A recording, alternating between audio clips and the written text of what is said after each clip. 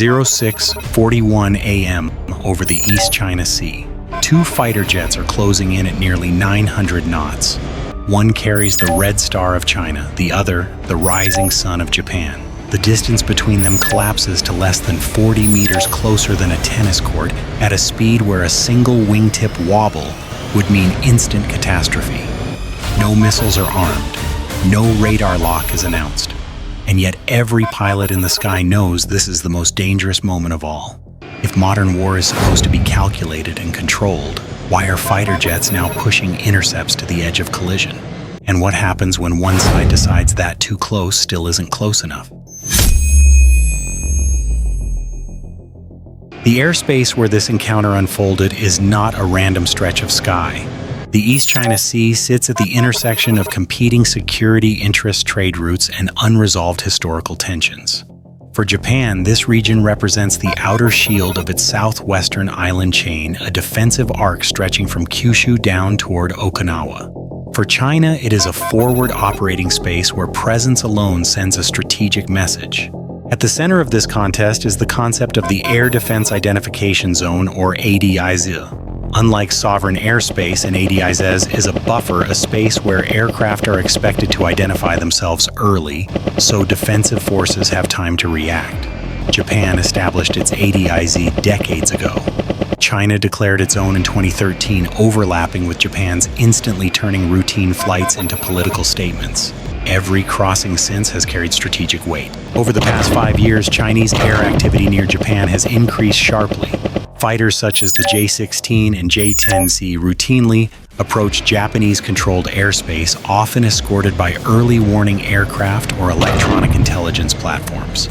Japan's response has been predictable but costly rapid scrambles by F-15J and increasingly F-35A fighters. In some years, Japanese pilots have launched hundreds of intercepts a tempo that strains airframes' budgets and human endurance. China's objective is not to start a shooting war.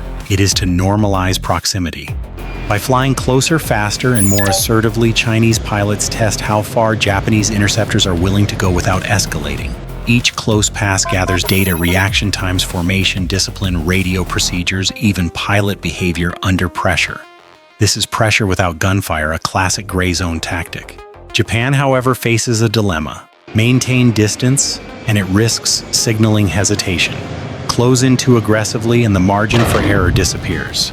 At jet speeds, air turbulence, wake vortices, or a split-second misjudgment can turn a warning maneuver into a fatal collision.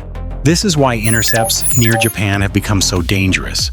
They are no longer just about air defense. They are about credibility resolve and who controls escalation in a battle space where a single mistake can rewrite regional security overnight. The encounter in the East China Sea did not begin with two fighters suddenly seeing each other through a canopy. It began hours earlier inside quiet operations rooms with glowing radar screens and routines refined by years of repetition. On the Japanese side, the first indication was not visual, it was a track. Ground-based surveillance radars along the Ryukyu Island chain picked up multiple contacts lifting off from the Chinese mainland and turning east. Within seconds, the data was fused with inputs from airborne early warning aircraft orbiting farther south. Speed, heading, altitude, the profile was unmistakable. Fighters, not transports, approaching the edge of Japan's eyes. In a hardened command center duty, officers weighed the options. Delay too long and the intercept would occur closer to Japanese airspace, compressing reaction time. Launch too early and the fighters would burn fuel, loitering, waiting for a contact that might turn away. The decision came quickly. Scramble. On the flight line, Japanese pilots were already moving. G-suits snapped tight. Oxygen hoses locked in place. Within minutes, engines spooled up and F-15Gs surged down the runway, lifting into a pale morning sky. For the pilots, there was no drama, only focus. They had done this dozens of times before, yet each scramble carried the same unspoken awareness. Today could be different. Across the sea, the Chinese formation was equally prepared. Their mission parameters were clear. Approach the intercept zone, maintain formation discipline, close distance deliberately, but avoid actions that could be construed as a direct attack. This was not a test of weapon systems, it was a test of nerve and precision.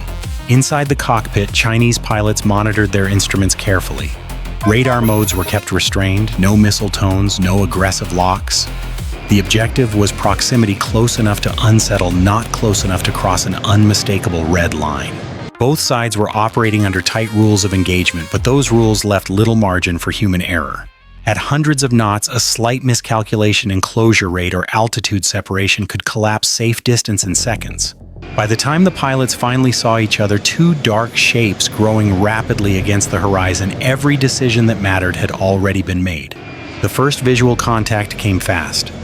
At nearly 28,000 feet, the Japanese lead pilot caught a glint of metal against the haze, two shapes climbing slightly offset to the left. The closure rate was brutal. At combined speeds approaching 900 knots, distance vanished at more than 450 meters per second. What looked far one moment became dangerously close the next. The Japanese fighters slid into position matching altitude and speed. Standard intercept geometry, calm, predictable. The lead pilot kept his aircraft steady, resisting the instinct to maneuver too aggressively. Any sudden roll at this distance could amplify wake turbulence, invisible air currents strong enough to buffet a jet violently. Then the Chinese fighters adjusted. Instead of holding a parallel line, the nearest aircraft eased closer, drifting inward by tens of meters. 30, 20. The jet's nose edged forward, crossing the Japanese pilot's field of view. Inside the cockpit, the warning system stayed silent. No radar lock, no missile tones. Yet the danger was unmistakable. At this distance, the aircraft were flying inside each other's aerodynamic envelopes. The disturbed air rolling off a wingtip could suddenly push the trailing jet off balance. The Japanese pilot made a choice. He held course.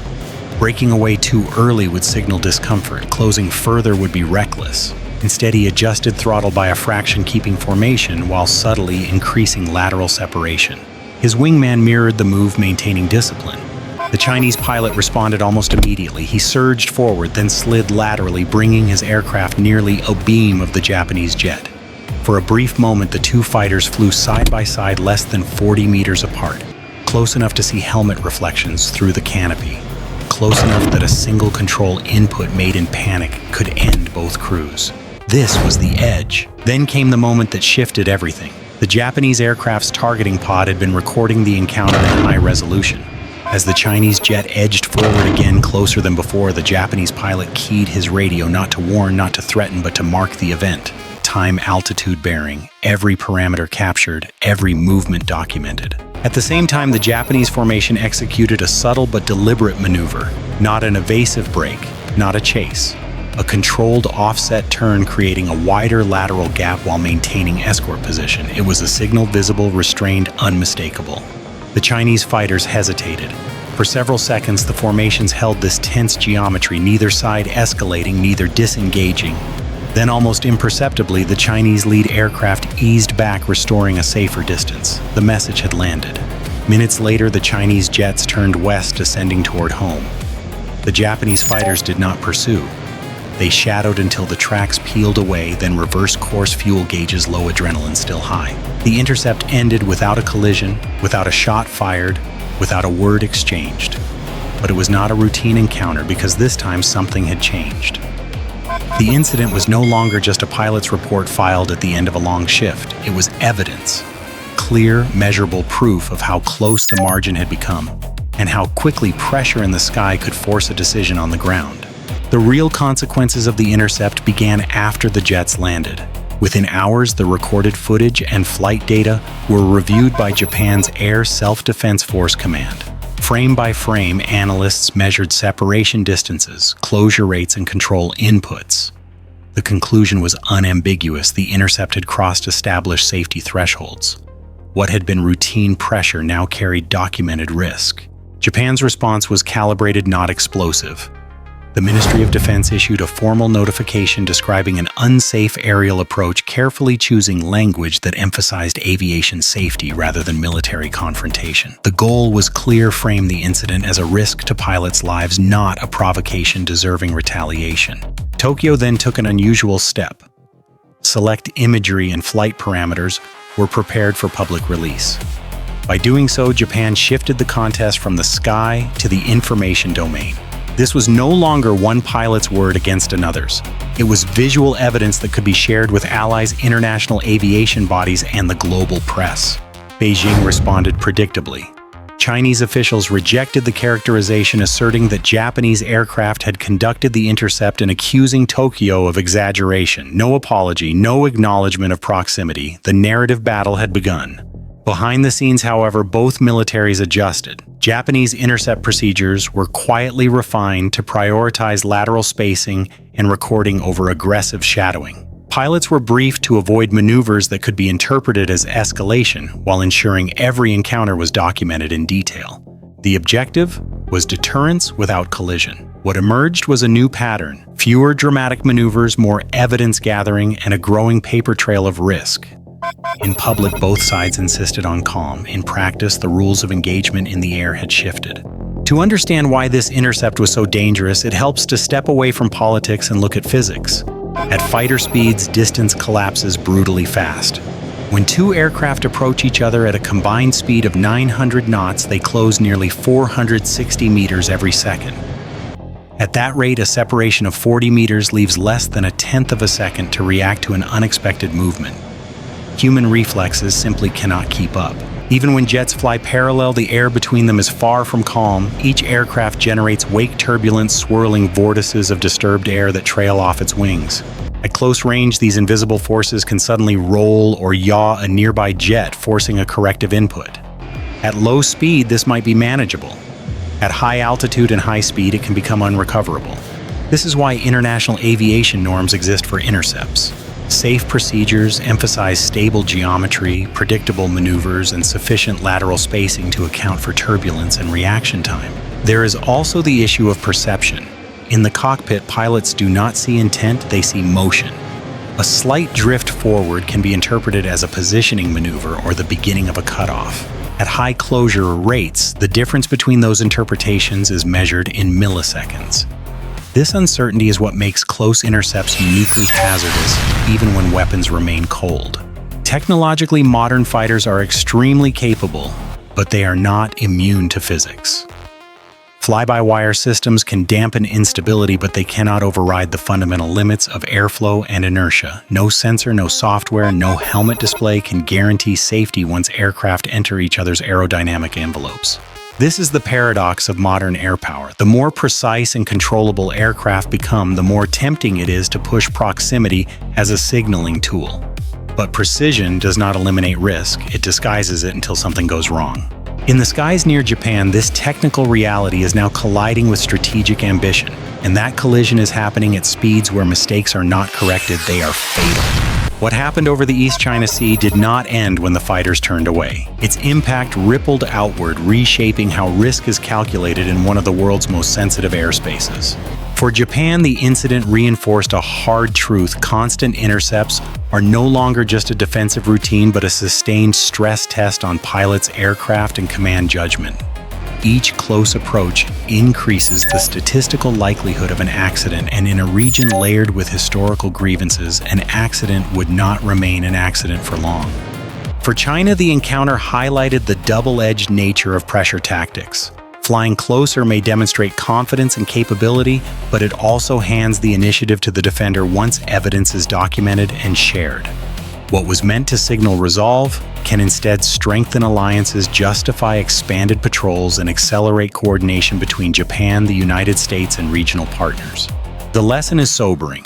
Modern military competition increasingly unfolds below the threshold of open warfare where pressure replaces firepower.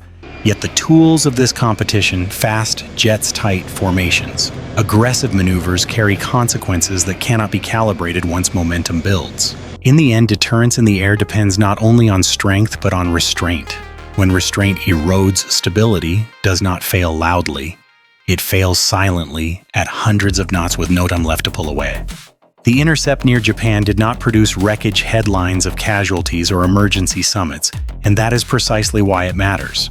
Modern military crises rarely begin with explosions. They begin with pressure applied incrementally repeatedly until the line between routine and danger disappears.